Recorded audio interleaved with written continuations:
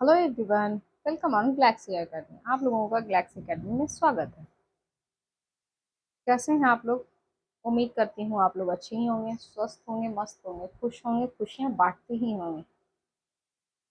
चलिए, मैं कहकशां आप लोगों के सामने हाजिर हूँ फिर एक नए क्लास में नए प्रश्नों के साथ। चलिए, बिना किसी लाग लपेट के साथ हम लोग शुरू करते हैं अपने पहले प्रश्न को। हमारा पहला प्रश्न क्या कहता है? भीष्म साहनी के नाटकों की कौन सी विशेषताएं हैं?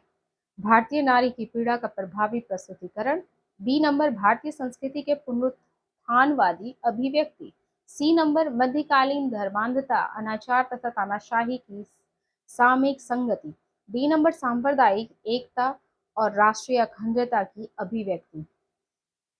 इसमें से बताइए कौन सा सही होगा। नीचे दिए गए विकल्पों का सही विकल्प चुनिए। मैं इसे जूम नहीं कर रही हूँ ज्यादा। अब प्रश्न भी है, ऑप्शन भी है और नीचे के भी करेक्ट ऑप्शन है, तो इसमें कौन सा सही होगा बताइए।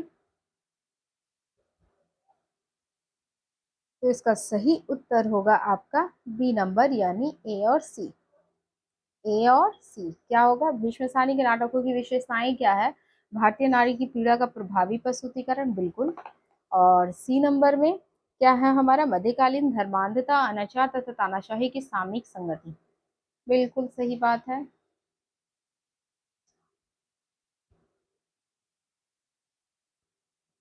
ये रहा हमारा बी नंबर का उत्तर। ओके, चलिए अब हम लोग अपने नेक्स्ट प्रश्न की ओर बढ़ते हैं। हमारा नेक्स्ट प्रश्न क्या कहता है, इसे थोड़ा जूम कर लेती हूँ ना। निम्नलिखित में से क्या तमस उपन्यास में सांप्रदायिक भावनाओं के निर्माण में सहायक नहीं है? किस किस ने तमस उपन्यास को पढ़ा है? आप लोगों के वैसे सिलेबस में है तमस उपन्यास।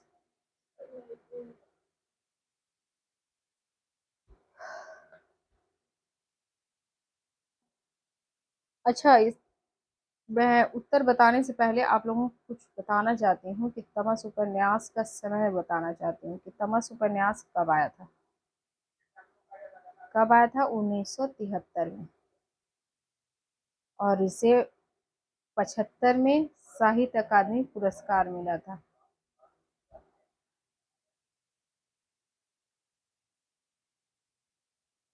ठीक है, साहित्य अकादमी पुरस्कार मिला था कब? ये 1975 में। 1973 में ये प्रकाशित हुई थी। ठीक है, ये तो हो गया। ये किस प्रकार के उपन्यास है ये भी आप लोगों को ये वाले लाइन से पता चल गया होगा कि ये एक सांप्रदायिक उपन्यास है। ठीक है, तो इसमें कौन सा उत्तर सही होगा? सहायक नहीं है कह रहा है, तो इसका सही उत्तर होगा बी नंबर। कौन सा होगा? बी नंबर, विभिन्न संप्रदायों का एक स्थान पर वास। सांप्रदायिक एक तो विद्वेष बढ़ रहा था, और उस पर से इसमें लिखा क्या है? विभिन्न संप्रदायों का एक स्थान पर वास करना। क्या ये सही है? आप लोग तो प्रोफेसर बनने जा रहे हैं।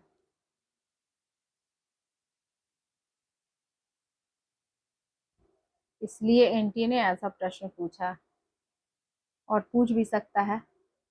चलिए, हमारा नेक्स्ट प्रश्न क्या कहता है? निम्नलिखित, अच्छा, एक मिनट में, आप प्रश्नों को बढ़ने से पहले थोड़ा सा मैं तम भीष्म साहनी पर ही बात करना चाहती हूँ। आप लोगों को पता है ना कि तमस किसने लिखा था? हम्म, भीष्म साहनी जी ने।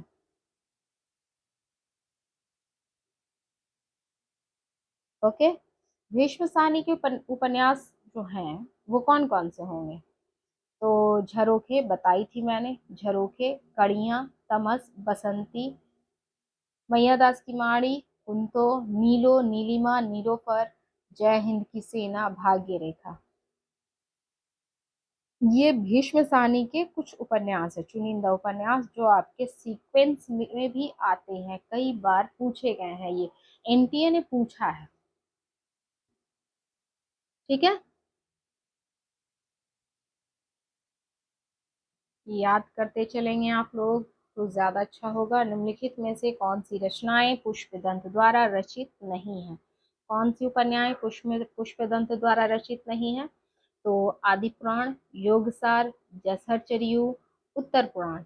नीचे दिए गए विकल्पों में से सही उत्तर चुनिए। A B C, B C, B C D, A D. इसमें से कौन सा सही उत्तर होगा बताइए।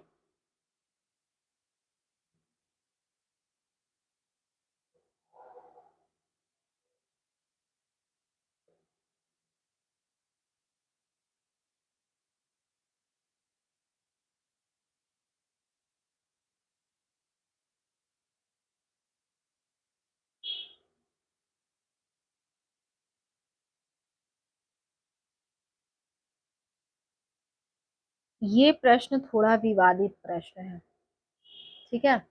ये प्रश्न थोड़ा विवादित प्रश्न है। इस प्रश्न पे एनटीए ने सभी को समान उत्तर, समान अंक दिए थे। अच्छा, बात की जाए अगर पुष्पदंत की, तो इनकी प्रमुख रचनाएं जो थी 63 महापुरीम थे। गुणालंकार, न्यायकुमारचर्यु, जसहरचर्यु, ठीक है।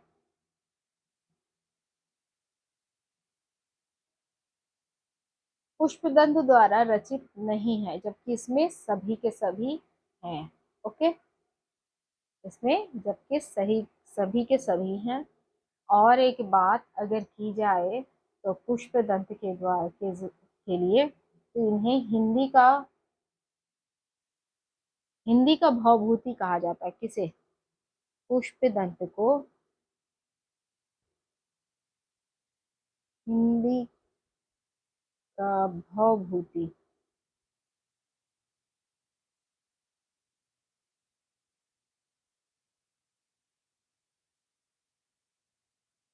हिंदी का भवभूति कहा जाता है। किसे हिंदी का भवभूति कहा जाता है? तो पुष्पदंत को।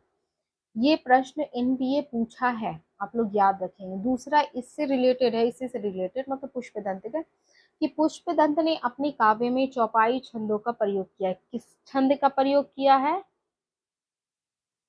किस छंद का प्रयोग किया है? चौपाई छंद का।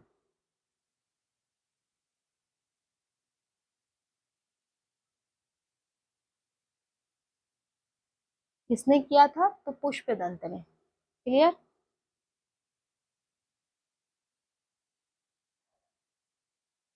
चलिए हम लोग अपने अगले प्रश्न की ओर बढ़ते हैं। हमारा अगला प्रश्न क्या कहता है कि निराला जी पर बंग भाषा की काव्य शैली का प्रभाव समास में गुम्फित पदावली, पदवल्लरी, क्रियापद के लोप आदि में स्पष्ट झलकता है।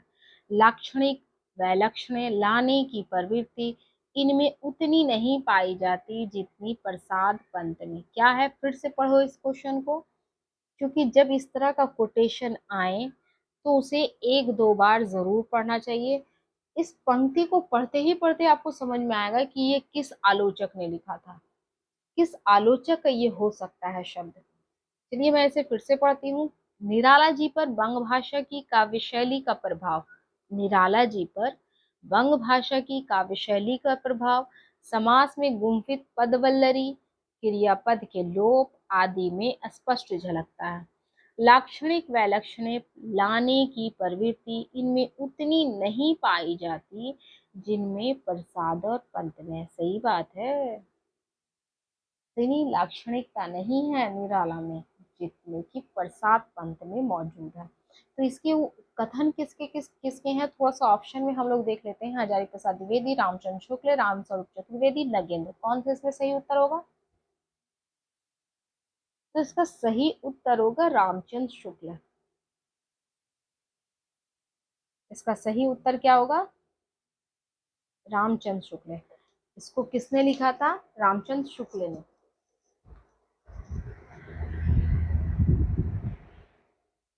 किसने लिखा था इसे? तो रामचंद्र शुक्ल ने। ये बहुत बड़े आलोचक हैं रामचंद्र शुक्ल। हिंदी साहित्य के जगत में इनका सर्वोत्कृष्ट स्थान है। हजारी प्रसाद द्विवेदी भी बहुत बड़े स्थान माने जाते हैं।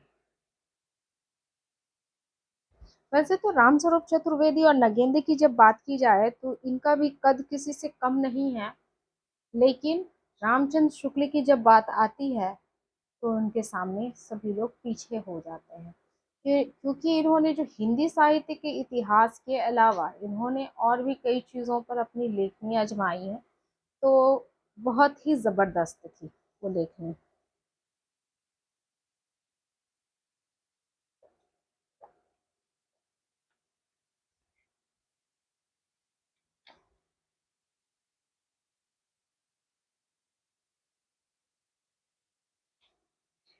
ठीक है।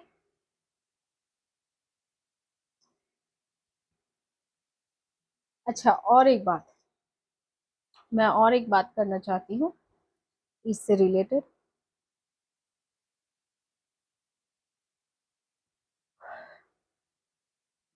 शुक्ल जी ने निराला के संबंध में और भी कई बातें कही हैं। क्या कही हैं? जैसे ये बहु वस्तु स्पर्शनी प्रतिभा वाले कवि हैं। क्या है ये? लिख दूं? ओके, लिख देती हूँ।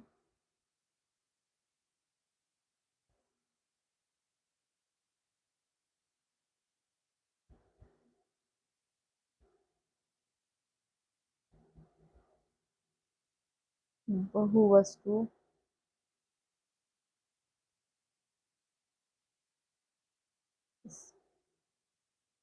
स्पर्शनी, ठीक है, बहु वस्तु स्पर्शनी प्रतिभा निराला जी में है।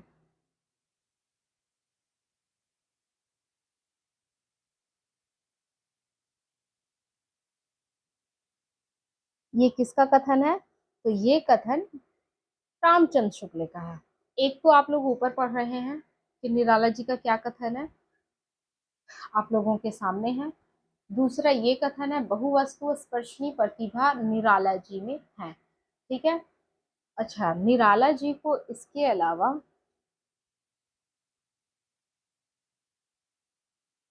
ओज, औदात्य, ठीक है, और विद्रोह के कवि हैं।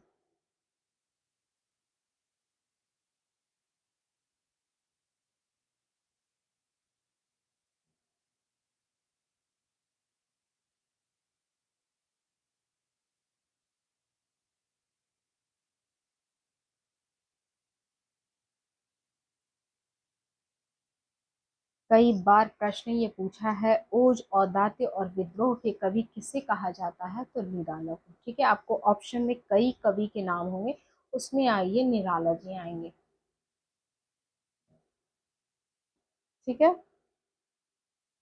चलिए, समझ में आ ही गया तो अगले प्रश्न की ओर बढ़ते हैं। हमारा अगला प्रश्न है रीजन असर्शन से। क्या है असर्शन? देखते हैं हम लोग।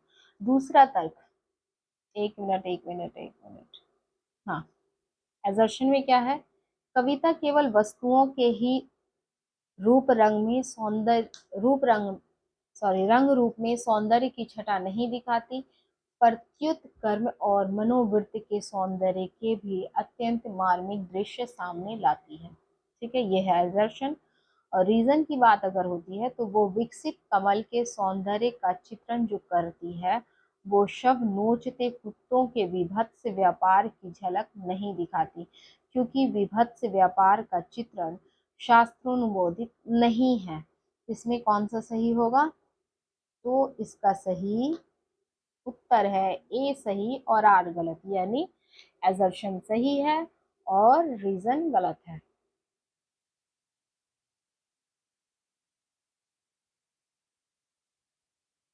ठीक है, एजर्शन सही है, रीजन गलत है।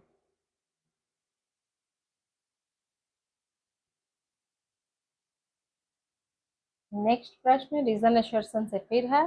एजर्शन क्या कहता है? बिंब में शब्दों की कम खर्ची, भाषा के समास गुण, कम से कम शब्दों के प्रयोग से अधिकाधिक अर्थ व्यंजना को महत्व दिया गया है।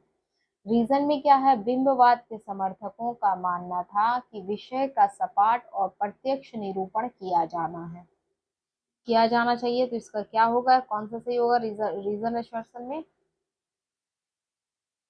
तो इसमें भी ए सही आर गलत, यानी एजर्शन सही है, आर गलत है।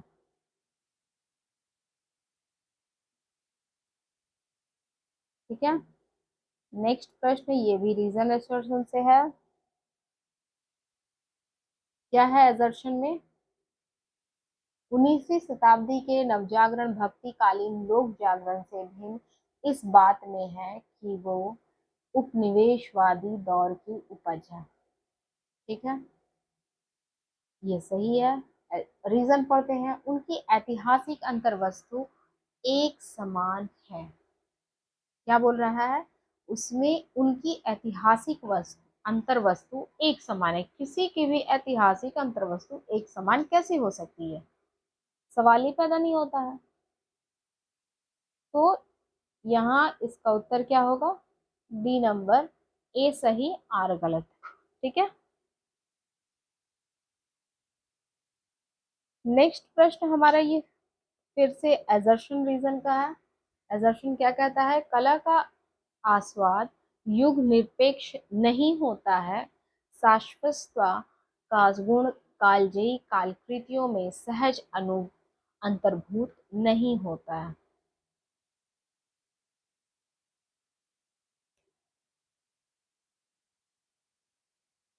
बोलिए इसमें कौन सा सही होगा? तो इसमें ए गलत, आर गलत, दोनों ही गलत। तो किसमें है? B number. ठीक है,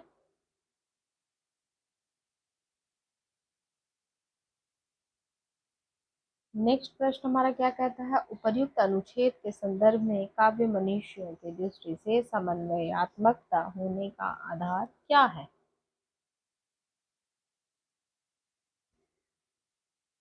उसका मनोवैज्ञानिक यथार्थ से जुड़ा होना, मनोवैज्ञानिक यथार्थ और आदर्शवाद से जुड़ा होना, प्रगतिवाद के सैद्धांतिक आधार को अपनाना, आदर्शवादी दार्शनिकता से जुड़ा होना। क्या सही होगा? उसका सही उत्तर होगा डी नंबर, आदर्शवादी दार्शनिकता से जुड़ा होना। ठीक है,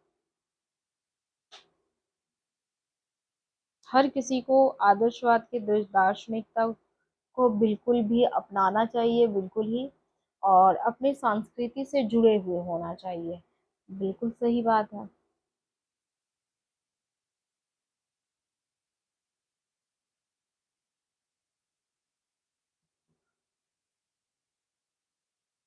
उपर्युक्त अनुच्छेद के संदर्भ में निम्नलिखित में से कौन सा कथन सही नहीं है?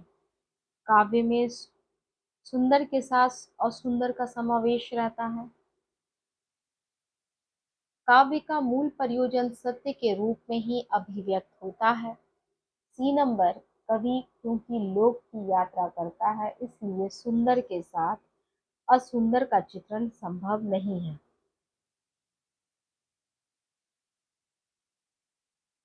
और शिव का चित्रण शिव के चित्रण के लिए अनिवार्य है। इसमें कौन सा सही होगा? तो उसका सही उत्तर होगा सी नंबर, क्योंकि कवि लोक की यात्रा करता है इसलिए सुंदर के साथ असुंदर का चित्रण संभव नहीं है, क्योंकि इस लोक में कुछ भी असुंदर है ही नहीं है। अगर सुंदर उसे नहीं दिखेगा, कुछ उसमें असुंदर दिखेगा, तो वो कवि नहीं बन पाएगा। कवि वही बन पाता है जिसकी दृष्टिकोण स्वच्छ हो, निर्मल हो। जब हमारी दृष्टि स्वच्छ और निर्मल बनती है तभी हम किसी भी चीज़ों को में सौंदर्य ढूंढ ही लेते हैं, उसकी हमें सुंदरता अपने आप दिख ही जाती है। उसे एक कूड़ा में भी, कवि को एक कूड़ा में भी सुंदरता दिखी जाती है। जैसे कि कई बार आप लोग देखे होंगे कि बहुत सारे कवि ने मेढक की छाता पर अपनी लेखनी चलाई है। वो, और मोस्टली टाइम हम क्या देखते हैं कि मेढक का छाता कहाँ होता है? कचरा में ही जन्म लेता है। कुकुरमुत्ता की जब बात की जाए, निराला की, अभी हम लोग निराला पे बात कर रहे थे कुछ प्रश्न पहले, तो निराला जी की जो कुकुरमुत्ता है कविता, तो कुकुरमुत्ता क्या है? वो भी तो एक, मतलब न- हटा हुआ पेड़ है। मतलब जंगली हो या और असभ्य पेड़ के नाम से भी हम उसे कह सकते हैं। दूसरा, वो कचरा में भी पलता है। वो कुकुरमुत्ता पे लिख डाले और कुकुरमुत्ता की तुलना एक गुलाब से कर देते हैं। यहाँ पूंजीवाद और बुर्जुआ वर्ग को एक रूप में ला करके और उसकी कंपैरिजन कर रहे हैं और उसे वहां पर कुकुरमुत्ता की व्याख्या कर रहे हैं और गुलाब को अबे कहकर यानी अबे संबोधित करके, ये एक तरह की गाली ही है, अपशब्द ही है ना। अबे सुन बे गुलाब, उनकी ये पंक्ति क्या है, अबे सुन बे गुलाब, ये इनकी कैसी पंक्ति है, ये अपशब्द ही है गुलाब के लिए। और जबकि गुलाब जो है पूंजीपति वर्ग में ये एक सामान्य फूल, लोग अपने आप को शोभा बढ़ाने के लिए इस फूल का इस्तेमाल करते हैं, ना कि कोई कुकुरमुत्ता का इस्तेमाल करता है।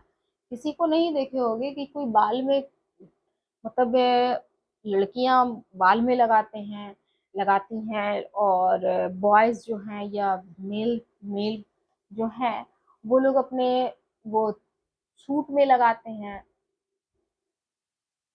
और सोचते हैं कि इससे हमारा क्या होता है, शोभा बढ़ता है।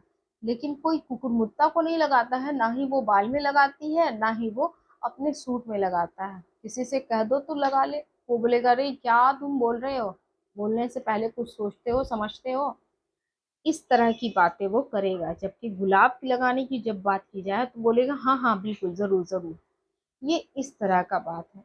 तो क्यों वो इस तरह का इसलिए बोल रहा है क्योंकि उसका दृष्टि कवि के जैसी नहीं है, उसकी दृष्टि एक कवि के जैसा नहीं है। उसकी दृष्टि में वो स्वच्छता नहीं है, वो निर्मलता नहीं है, वो कोमल भाव नहीं है। इसलिए कवि का भाव और बहुत कोमल होता है, बहुत स्वच्छ होता है, बहुत निर्मल होता है, तभी वो किसी में भी सुंदरता उसे दिख जाता है और उसे असुंदरता में भी सुंदर दिख जाता है। ठीक है, आज का हमारा ये लास्ट क्वेश्चन यही खत्म होता है। आशा करती हूँ आप लोगों को मेरा ये क्लास अच्छा लगा होगा और आप लोग जरूर कुछ ना कुछ प्रश्न पूछेंगे। जो भी किसी भी तरह का प्रश्न हो कमेंट बॉक्स में प्रश्न करें, मैं उसका उत्तर जरूर दूंगी। और एक बात मैं कहना चाहती हूँ कि आप लोग प्लीज़ पढ़ाई करें और वीडियोस को देखें। जो भी परेशानी मैं ज़रूर बताऊंगी, इससे 60% आपका रखा है एनी हाउ, आप करेंगे पक्का आएगा, ये गारंटी है मेरी। चलिए इसी के साथ मैं कहिशा आप लोगों से विदा लेती हूँ। खुश रहेंगे, खुशियाँ बांटते रहेंगे, स्वस्थ रहेंगे, मस्त रहेंगे। Bye bye, thank you, thanks for watching. और सब्सक्राइब करने ज़रूर बोलेंगे, लाइक करेंगे, शेयर करेंगे।